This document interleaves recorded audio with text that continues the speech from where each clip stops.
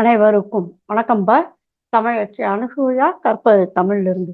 இந்த பதிவில் நாம் காண இருப்பது ஆதீனங்கள். அதாவது சைவ சமயத்தை வளர்த்தவர்கள் மிக முக்கியமான பங்கு வகுப்பவர்கள் நிறைய பேர். அதில் ஒரு பங்கு பார்த்தீங்கன்னாக்கும் ஆதீனத்தை சார்ந்தவர்கள்.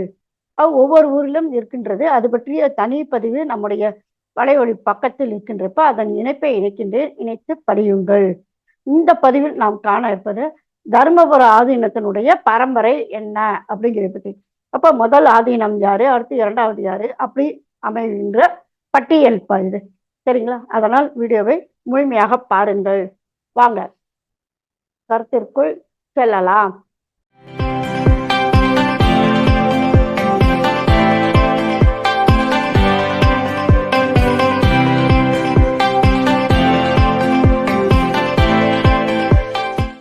தருமபுர ஆதீன பரம்பரை பாத்தீங்கன்னாக்கும் கைலாயத்துடன் நேரடி தொடர்பில் இருப்பவர்கள்.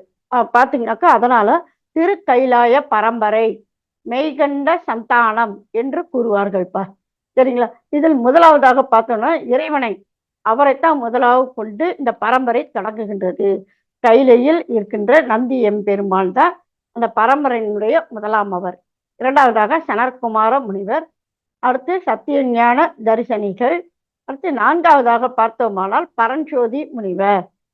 பார்த்தீங்கன்னாக்கா இவங்க இதுக்கு அடுத்து வருகின்றவர்கள் புற சந்தான குறவர்கள் அப்படின்னு சொல்லி சொல்லுவாங்க.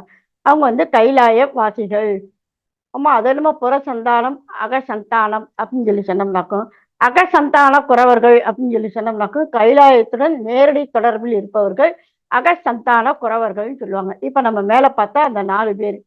இப்ப இவருடைய சீடர்கள் கீழே ஒரு 4 பேர் வராங்க. அவங்கதான் புற சந்தான குறவர்கள்.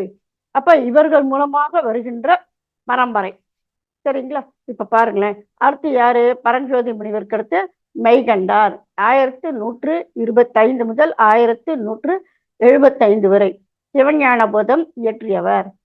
அடுத்தவராக அருள் நந்தி சிவாச்சாரியார் 1080 முதல் 1200 வரை சிவஞான சித்தியார் இருபக்தி என்கின்ற 2 நூல்களை எழுதியவர்.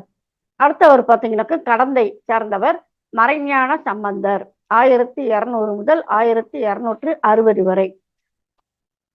அவர் சதமணி கோவை என்கின்ற நூலை ஆக்கியவர். அடுத்து 4ஆம் அவர் உமாபதி சிவாச்சாரியார். அவர் 1260 முதல் 1325 வரை. அதாவது தருமபுர ஆதீனத்தில் இருந்து தொண்டு செய்தவர்கள், அதான் பரம்பரைன்னு சொல்றோம். சரிங்களா? ஆக இந்த 4 பேரும் பார்த்தோமானால் பரஞ்சோதி முனிவருடைய சீடர்கள் ஒன்றாவது கருத்து, அடுத்து இரண்டாவது கருத்து புற சந்தான குறவர்கள் என்பது. சரிங்களாப்ப? இந்த வருடம் தான் நன்றாக பார்த்து கொள்ளுங்கப்பா. ஏன்னாக்கும் வரிசைப்படுத்துகள்ல பார்த்தீங்கன்னாக்க கேட்பாங்க. அதனால இந்த வரிசை முறை வருடம் எல்லாவற்றையும் குறித்து கொள்ளுங்கள். அடுத்து உமாபதி சிவாச்சாரியை இயற்றியவை என்னென்ன? சிவப்பிரகாசம், திருவருட் பயன், சங்கற்ப நிராகரணம், கோயிற் புராணம், திருமுறை கண்ட புராணம், சேக்கிழார் புராணம் முதலியன. சரிங்களா? இப்ப இதுக்கு அடுத்து வரவங்க பாத்தீங்கன்னாக்கா அகசந்தான குறவர்கள். அகசந்தானம் என்ன?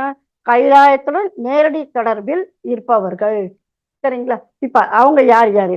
மக்கச்செட்டியார் என்னும் அருள் நமச்சிவாயர் 1300 முதல் 1330 வரை. அவர் இயற்றியவை ஞான பூசாகரணம், ஞான பூசா விதி, ஞான தீட்சா விதி, ஞான அந்தி ஏட்டி, போசன விதி என்கின்ற நூல்களை இயற்றியவர். சரிங்களா? இப்ப நம்ம கடைசியா பார்த்தவர் அவருடைய அருள் நமச்சிவார் என்கின்ற பெயரை கொண்டவர்.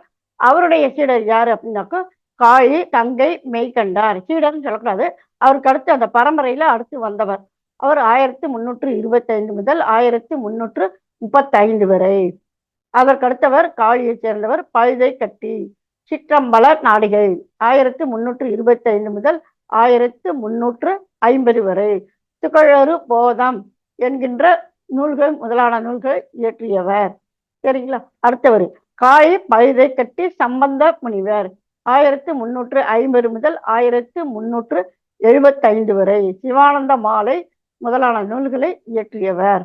அடுத்தவராக சிவபுரம் ஞான பிரகாசர் என்பவர் 1375 முதல் 1425 வரை. சரிங்களா? அதற்கு அடுத்தவர் சிவபுரத்தை சார்ந்தவர் தான் தத்துவ பிரகாசர் 1425 முதல் 1475 வரை. அடுத்தவர் செட்டி தெரு பழுதை கட்டி.